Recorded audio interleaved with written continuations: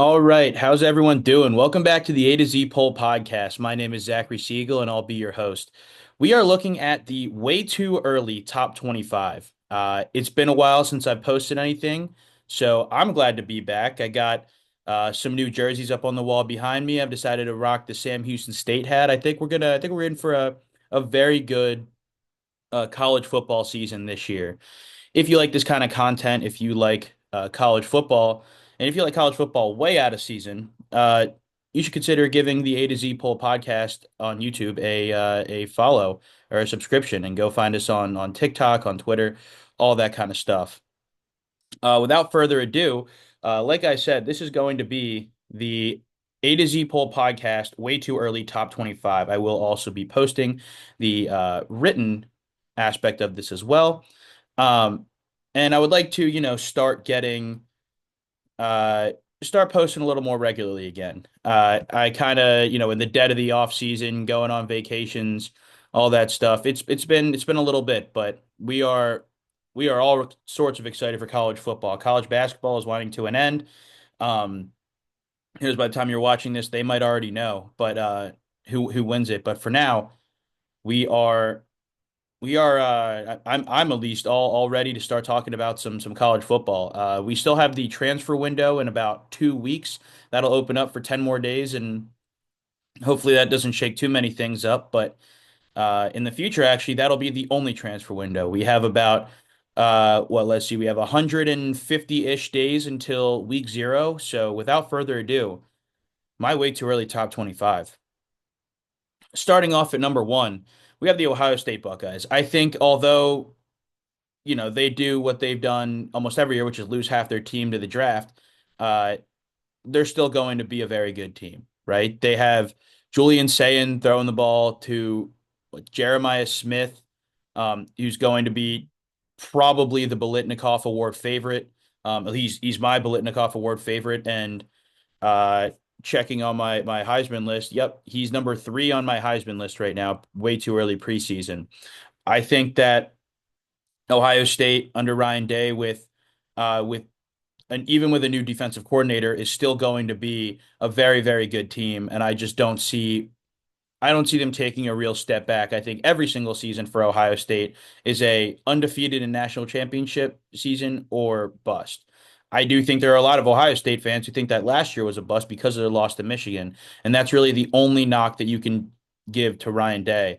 And last year is probably his best opportunity to beat Michigan, considering that coming into next season, they're going to have Bryce Underwood, and they're going to have, I mean, even if, Mikey Keene starts, they're still going to have a lot more talented of a team, in my opinion. Number two, a team that is really not too far behind, and just actually extended their head coach, Oregon. They just give Dan Lanning a huge extension, as well as some upgraded positional stuff. I mean, they lost Jordan James to the draft, but getting Mekhi Hughes, the number one transfer running back, is a great pickup, out of Tulane. They also have a very talented quarterback in Dante Moore, who I believe was a 5-star recruit at UCLA. Now coming in, and he's going to a very good quarterback development program in Oregon. I think that the Ducks, with that Under Armour money, can put together a really good team, and it really does feel like they're stealing recruits left and right from Ohio State. So we'll see what happens this year, especially in the second recruiting class, or this second transfer class. But I think Oregon should come back a better team than they were last year, a team that already beat Ohio State last year. Number three, the Georgia Bulldogs. I don't think Carson Beck had his best season last year, meaning that I think that Gunnar Stockton actually looked pretty good against Notre Dame. I think it's hard to come in really for the first time as a full-time starter in the playoffs, no matter who you're playing. And I think that Gunnar Stockton showed a lot and that he can do a lot. There will be, a quarterback battle. We'll see what happens. But as of right now, assuming that Gunnar Stockton takes the helm, this three-headed running back monster of Nate Frazier, Roderick Robinson, and Branson Robinson is probably going to rush for 2,000 yards collectively. I think that Georgia is going to be just fine, and I think that we're going to see Georgia be, a powerhouse again, and they're probably still my favorite to win the SEC coming into this upcoming season. Number four. My third Big Ten team of the top 25 of the top five is going to be Penn State. I think Penn State is was nearly a championship team last year. I think there were a lot of things that Penn State did well. I think there were a lot of things that Penn State needed to grow on. And the good thing about Penn State is that they are better this year, right? They stole the defensive coordinator from Ohio State, and now they have and they get to bring back, you know, Drew Aller in another season of Andy Kotelnicki and uh while keeping Nick Singleton and Katron Allen, who are already arguably the best running back duo in college football. I think Drew Aller is going to be a much better quarterback than he was last year. Again, you don't want to. I don't judge quarterbacks the same way in college as I do the NFL, where I do believe that a quarterback, even the fourth year going into fifth year quarterback in college, can make a big stride, and I could definitely see a quarterback like Drew Aller making that big stride, especially in a program like Penn State. Number five will be the Texas Longhorns. I really thought they were very overrated. They could not help but feel fraudulent. Um, this season, they have a much harder schedule, though. So we're going to find out real quick if Texas is going to be as good as we think they are, right? The two times they faced really good teams last year, they lost, right? In the SEC championship, they lost to Georgia, and then they almost lost to Arizona State in the playoffs. I think this team is a relatively fraudulent team, and I don't think that they last year I didn't think that they were going to do anything. This year, I think that with one more year in the SEC and a harder schedule, they'll be more battle tested heading into November. And this is a team that will get the benefit of the doubt by the committee. And if they can make it past teams like Georgia, Arkansas, Texas A&M, I think that we'll see them, you know, really look better. And I think that it'll be beneficial for Arch Manning to go through some adversity. Maybe it wouldn't be a terrible thing for them to actually lose a couple games early in the season to, for knowing that it won't actually hurt them in the long run. Number six, and this is where things get interesting. I have LSU. This is a real put up or shut up year for Brian Kelly. Kind of a similar thing with Drew Aller. It's another season of Garrett Nussmeier, his third or fourth. He's been here a while. Second year as a starter in LSU. Uh, they're also bringing back their defensive captain Harold Perkins, and if Brian Kelly is going to do anything, it's going to happen now, right? We really thought that Brian Kelly was going to bring in Bryce Underwood, but now that that is gone, there's not really like, that star quarterback that LSU was holding on to Brian Kelly for. His on the field success is very paramount to his job being there this upcoming after this season and the ones after that. Number seven is SMU.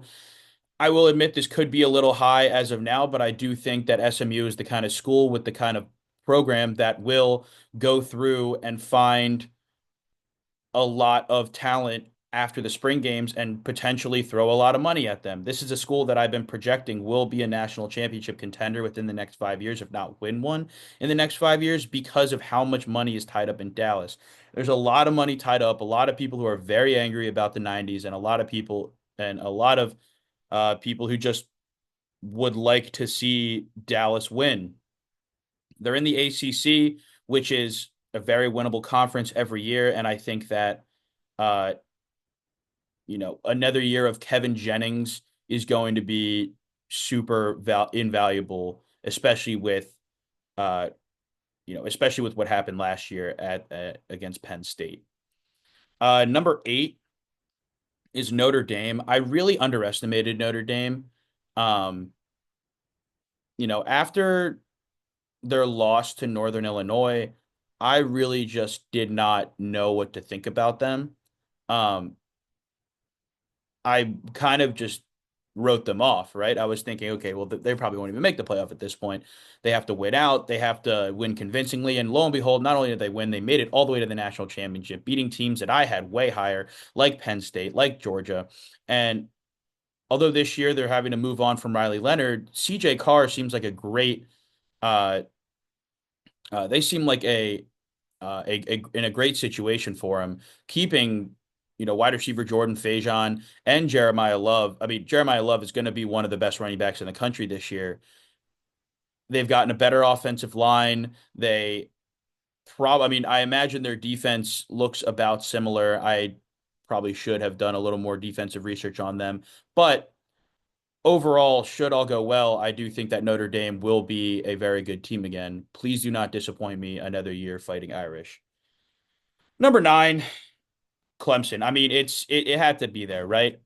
Dabo Sweeney, you can never count him out. They put up a good fight against Texas, even with what seemed like a relatively down season for the Tigers after getting stomped early in the year by Georgia. What makes great coaches is their level of their ability to adjust. And this is exactly what Dabo did throughout the season. And I hope that he continues to adjust. And again, I'm putting a lot of stock into someone like Cade Klubnik, into the Drew Allers, into the Kevin Jennings, to the Garrett Nussmeyers to take those steps. And I know that a lot of them won't, many of them won't, but some of them have to, right? And I feel it unfair to assume that some won't until they don't. So as of now, I will assume Cade Klubnik will continue. Not that Clemson didn't even have a high-powered offense last year. Clemson's offense was very good last year. Number 10, Tennessee. Uh, they've lost Dylan Sampson and Squirrel White, but Nico Iamaleava is really what holds this team together. He is, in my opinion, going to be a top three quarterback next year, and could be the best quarterback in the SEC. And even without some of these guys, I do think that, Heupel squad will definitely win a lot of games next year. I think Tennessee is a dark horse, in my opinion. A dark horse at 10th in the country is whatever, but I do think that Tennessee should be a better favorite, should be a very bang for your buck odds on betting favorite to win the SEC next year. Whether or not I think they actually will or not. Number 11, Indiana. Since I made this probably 2 weeks ago, I've come around a little bit on the opposite side of Indiana. Maybe that's what they want. Maybe that's what the media is pushing, right? Another very underrated Indiana season. I do like Fernando Mendoza as their quarterback. He'll be there this year and potentially next year, depending on how he plays. They got Maryland transfer running back Roman Hemby, and they also stole. I remember they stole a lineman from Notre Dame this last year. Obviously, Kurt Signetti is a proven winner, and I'm curious if he can do it again with what is going to be a slightly tougher schedule. I would I want to believe in Indiana, especially with how well they played last year, that they can do it again with a more talented roster, which is why they're this high. Again, these are mostly just knee-jerk reactions, but I'm still not totally sold on them. So a tentative 11 right now. I'll do an update in a few months, and we'll see if I'm still as high on Indiana. A team that I'm getting increasingly higher on, though, and it's because of their transfer quarterback, is Utah. Last year, I watched one of the greatest quarterback performances ever in a loss against between Arizona and New Mexico, where Devon Dampier, I'm not totally sure, accounted for nearly 500 total yards, more on the ground than in the air, and like 4 or 5 touchdowns. That was a phenomenal quarterback showing, and I think it's going to translate very well into Utah. I think it got overshadowed though because in that same game, Tetero and McMillan decided to pop off for 300 yards and 4 touchdowns. And obviously, New Mexico lost that game. Now, Utah, once again, should and probably deservedly so be the top ranked team in the Big 12. Kyle Whittingham is still a very good head coach, and he has actually still retained Isaac Wilson, Zach Wilson's brother, who took over for um, Cam Rising last year for a little bit of the season while he was injured. I think moving on from Cam Rising, I mean, he was 47 years old. Now that Cam Rising's gone is actually probably one of the best things that can happen for this program because you're now preparing with a different quarterback, with different schemes. And it wouldn't surprise me if we saw more packages with other, getting at more people involved. But I do think Devon Dampier is going to be one of the best quarterbacks in the country next year. And I'm very excited to see what he can do in a big program like Utah. Sticking in the Mormon state, we have the BYU Cougars. I think we are set up for a Holy War Big 12 championship. I actually very upset that BYU and Utah is not a protected game every year. I don't know which side doesn't want it, but they're returning the BYU Jake Retzlaff in a crazy game that happened last year where BYU won it at the very end. The all blue versus the all red. That was one of my favorite games to watch of the season. Uh, I think that a Big 12 championship, Holy War, would be that would feed families. I would that would be one of the craziest games I think we'd see in a very, very long time. Number 14, Miami. Carson Beck. A lot has happened with him over the last few years, or at least years, last few months, really weeks. Uh, Obviously got drawn there via the Cavender twins.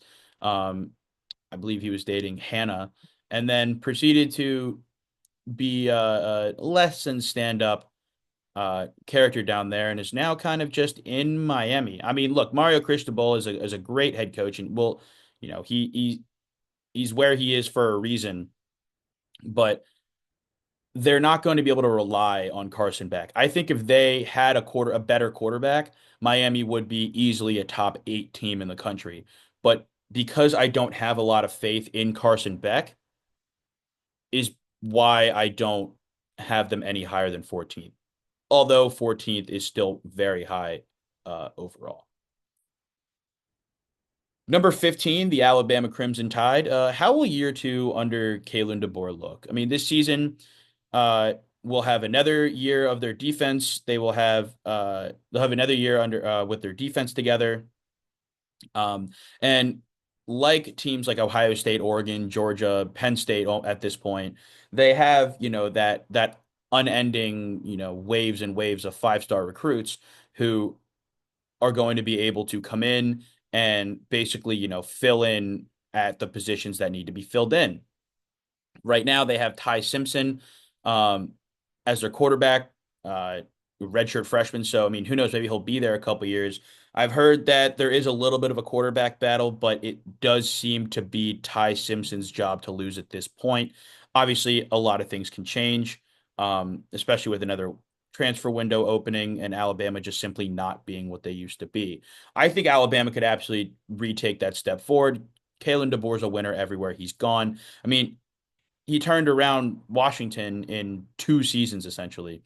Um, it would not surprise me if Alabama got right back up to their powerhouse status this year, and we were able to see, even like a Heisman run from a young quarterback like Ty Simpson or any of their younger running backs slash wide receivers who could ultimately break out as impact players, seeming as most, if not all of them, are five-star caliber players.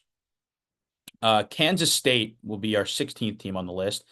I really believe that Avery Johnson is going to be a better quarterback this year. There's only a couple quarterbacks that I'm just really not sold on, as in Carson Beck, as in almost like a Garrett Nussmeier or a Drew Aller. Not the way that I'm sold on them like in Avery Johnson. I just think that Kansas State obviously just is not as talented of a team as a Penn State, as an LSU, etc. I think Kansas State is going to win a lot of games, and I think they could absolutely compete in the Big 12, and it would not shock me at all if they were the team that became that were the Big 12 representative in the playoffs this year. Uh, they got two stud secondary or defensive backs named Gunnar Maldonado and Amarian Fortenberry. Um, Frankly, I just really like their names, but they are very good from their respective schools. And I think that if Avery Johnson can take that step forward and they can play just with a little more consistency, then we are going to see this team really, really be what we thought they would be last year. It seemed like the entire Big 12 last year kind of underperformed, um, except for, like BYU and Arizona State, who vastly overperformed. Speaking of underperforming, number 17, the Florida Gators. DJ Lagway is my way too early Heisman pick for the 2025-2026 season. Originally, uh, I was pretty in on him. I thought he was going to be good. He showed some great flashes against LSU and Ole Miss this last year. And frankly, he's saving Billy Napier's career. If he does what I think he's going to do next year, Billy Napier will probably sign another extension with Florida, uh, and then go crash and burn it to the ground after DJ Lagway spends 2 seasons there and then goes to the NFL. Um, I've seen a lot of people be like, "Oh, he's overrated," like kind of getting on that, like where they were hype, and now that it's popular for him to be a Heisman favorite, now people are hopping off the train. I'm sticking to it. This is a hill I'm willing to die on, or I suppose a swamp I'm willing to die on or in, since it's Florida. But I think that DJ Lagway is the truth, and I think he's going to be the way too early Heisman pick. All I mean, we'll see how he plays, but hopefully I'm right. And I mean, I've done it before. I'll admit if I'm wrong. Number 18, staying in the SEC, is going to be the South Carolina Gamecocks. Uh, I'm not really completely sold on Lenora Sellers. Um, he is a projected top 10 quarterback in this draft class. He kind of reminds me of just like a more talented Marcel Reed. I don't from Texas A&M, which I guess Marcel should remind me of a less talented Lenora Sellers, but in that way of like he's a run first, throw second kind of guy. Like I just haven't seen him. I don't know what I'm looking for in him. I just for some reason don't trust him. It's an eye test thing. I can't really pinpoint it at the moment, but look, I to discredit me further, I wasn't a huge Jaden Daniels fan, and here we are now. Um, South Carolina absolutely has a lot of talent, and they're an SEC school who could definitely make a real run. Their schedule is not the easiest, but um, I do think that because their out of conference games are so easy, and because Lenora Sellers is supposed to be so good, they are in my top 25 and could definitely shoot up even further. Number 19, Oklahoma. They have another guy who I'm a huge fan of their quarterback coming in. Washington State's John Mateer has decided to take his talents to Norman, Oklahoma. I think this is a huge upgrade from Arnold Jackson last season, Jackson Arnold last season. I'm sorry. Uh, and John Mateer is like a much more natural quarterback. I mean, at Washington State, I talked about him last year, which means that, probably more than I talked about Jackson Arnold, which should be saying a lot from a program that's really lacking in identity from a conference standpoint and a team standpoint. I think that John Mateer is going to really help elevate this team, and they're going to give their young quarterback um, a a great opportunity to um, grow one more season underneath of the starter and really come out a much better one the next year. They do have a little bit of a gauntlet. They play 9 top 30 to 35 teams this year, including Michigan, hosting Michigan to start the season. So again, I don't know why Oklahoma is agreeing to this, but Oklahoma is now 2 seasons in the SEC with two of the toughest schedules. If they make it out of this, they're winning the national championship. You mark my words. But I do think that it's going to be, very hard pressed to see Oklahoma make it out of it. I like them preseason. I like what they've done this season, what they've done in the offseason, despite some of the losses they've taken at wide receiver. But I like John Mateer. I like their run game, and I like their defense. And I'm excited to see what Oklahoma is able to do. Number 20 is Iowa State. Uh, Iowa State is a very similar situation to Kansas State, right? They've lost some of their wide receivers, Jaden Higgins and Jalen Noel. That'll be very difficult to overcome, but they still have Rocco Becht, and I think that this will, in general, be a smooth transition into the 2025 season. Campbell was a good coach for them last year, and I think that he has a plan that could really that will lead Iowa State to be a very difficult team to beat. Uh, Sticking with I schools, 21 Illinois. This is a team that I think if I remade this list right at this moment, I'd probably have top 15. I think Illinois is a super dark horse to really compete for the Big Ten, and it would not shock me if they were both playing meaningful football come November, December, and even, you know, competing for the Big Ten, right? It's very possible. They don't have that crazy of a schedule. Their defense has gotten significantly better this season, and they've added some outside talent like West Virginia wide receiver Hudson Clement. Um, that being said, they're still in a difficult conference. They're still no game's an easy game. We'll see what happens, but I think fifth year Luke Altmaier, who's steadily gotten better every single season, giving him some new weapons, continuing on what they were working with. I think that Illinois is going to be a very, very difficult team to beat. Number 22, Auburn. I really did not think Peyton Thorne was that amazing last year, and I still am not totally hooked on Jackson Arnold either, but there's something about the vibes of this team. I don't think they're going to win the SEC. I don't think they're really going to compete for it, but I do think they can have kind of a role of an Arkansas or a Vanderbilt who can really, be a thorn in the side of some of these really, really good teams coming down the stretch. Same to Missouri. They're losing Brady Cook and Luther Burden, but for some reason, I have a little more faith. They got transfer linebacker Josiah Trotter, who is a very, very good Big 12 linebacker last year. They have another super, super easy schedule in the comparatively in the SEC. I think that Missouri could almost be like a Texas from last year, especially with transfer quarterback Bro Pibola, Pribula, who's been playing in the Big Ten for Penn State and able to um, already has that experience, that quarterback experience. I think that Bo will do well, and I think that Missouri will probably at least appear like a much better team than they are coming down the stretch, which will make the committee absolutely put consider them for the playoffs.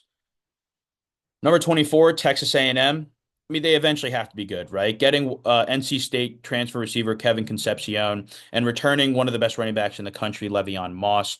Marcel Reed has a lot to work with. He could be, what we're expecting Lenore Seller to be. I think one of them will succeed and one of them will not. And they're going to succeed and fail in similar ways, if that makes sense. Mike Elko is now in his second year as the Aggies head coach. I think we're in the turning of the tides, and I think last year, look, they had a good season, but we'll see what happens. See, I wrote with the right amount of luck and some fairy dust, they could find themselves in the playoffs or even compete for an SEC title. I think that's very optimistic, but in the SEC, with a school as big and with as much money as Texas A&M, I could absolutely see that happening. Finally, to round out my top 25, Ole Miss. This is a very, very different Ole Miss team than before. Lane Kiffin's recruiting skills are going to be put to the test this season. Losing their quarterback Jackson Dart is not going to be easy to overcome, but they got themselves what everyone is saying is a stud in Austin Simmons. Jackson Dart gave him a ringing endorsement. Everyone who's talked about him has said nothing but phenomenal things, and I'm inclined to believe it. But Ole Miss seems like the lowest floor, highest ceiling of the top echelon of SEC teams. Like this team could go 2-10 or 10-2. Like I truly believe this could either be Lane Kiffin's last season coaching the Rebels or get an extension after this season. Some honorable mentions. I put Pitt, Michigan, Texas Tech, UNLV, USC, Nebraska, North Carolina, Arizona State, Boston College, Louisville, Boise State, and Cal. Arizona State is a team I'd very much consider putting on this list again if I made it again today. Sam Leavitt coming back is good is good for this program. Admittedly, I thought he wasn't going to be here at this point. Like I thought he was a senior last year, and getting Army running back Kanye Udo to kind of replace Cam Skattebo is, I think, a great pick. Somebody who's already battle tested, somebody who can take the workload, and who's also just a big bruising running back. I think is going to fit very well in this Arizona State team, and I do think they could very well compete for the Big 12 title. Now, I sat down and wanted to write down my top five Heisman candidates. Instead, I wrote 29. I'm not going to read and explain all 29 to you, but I am going to talk about the first or the top 10-ish. Actually, I'm going to explain the top five, then I'm going to name a couple players who I think are some dark horses. So, number one, I've already said, but I have DJ Lagway. I think DJ is everything he's advertised and more. I don't know why, but the vibes tell me he's going to be the Heisman favorite this year. Next, a guy who we saw flourish at times and also look really, really freshman-y at times last year, but I think will take a huge step forward is Nico Iamaleava from the quarterback from Tennessee. A, I think he's going to have a great season, and again, could be a top three, if not two, quarterback in the SEC this season. Really depends on how DJ Lagway and Arch Manning and such compete. Number three, the best wide receiver in the country, and I think it was last year too, and I don't really think it's particularly close, is Jeremiah Smith. Going into his sophomore season, he could win two straight Biletnikoff Awards. He'll be a top five pick coming out of college. I think he's far and away the best wide receiver in the NFL. Number four, Jeremiah Love, the running back from Notre Dame. I think under this bolstered Notre Dame offensive line and another year, just bigger, stronger, faster, I think that Jeremiah Love is going to be the best running back in the country, at least projected to be right now, and that he is going to be a very good, uh, a very solid candidate for the Heisman Trophy. And to round out number five, I have Arch Manning. I'm not super sold on Arch. We saw some good flashes last year, but again, it's a year underneath, you know, Coach Sarkisian, someone who's infamously good with, sorry, not infamous, famously good with quarterbacks, uh, in a huge program with all the everything he could ever want. I would not surprise me if Arch Manning, uh, won the Heisman next year. But I'm just not, as confident as some of these other guys. Some other names on this list that I think are interesting. Number 12, Mekhi Hughes. Number 11, Ryan Williams. Kadon Salter from Colorado. He was someone who was very talented at Liberty, who I think could make a big push. Julian Sayin from Ohio State. Ohio State transfer. Devin Brown at Cal. Um, Miller Moss, the USC transfer, this guy who everyone thought was going to be amazing last year, now in Louisville. I mean, even, if we are talking about wide receivers, Kevin Concepcion could have himself a crazy season. And the only other name I want to highlight is Jonah Coleman from Washington. Had a great season last season. I think he could do it again this year. If you made it this far, thank you for watching. I hope you enjoyed. Let me know if you disagree with anything that I made or any of the placements that I have and why. Um, I'll be happy to address it next time. I'm going to try to do these, again weekly, but until football season gets really into swing, it's going to be, difficult. What I will be doing, go follow me on TikTok because I am going to be posting starting on Sunday the 6th.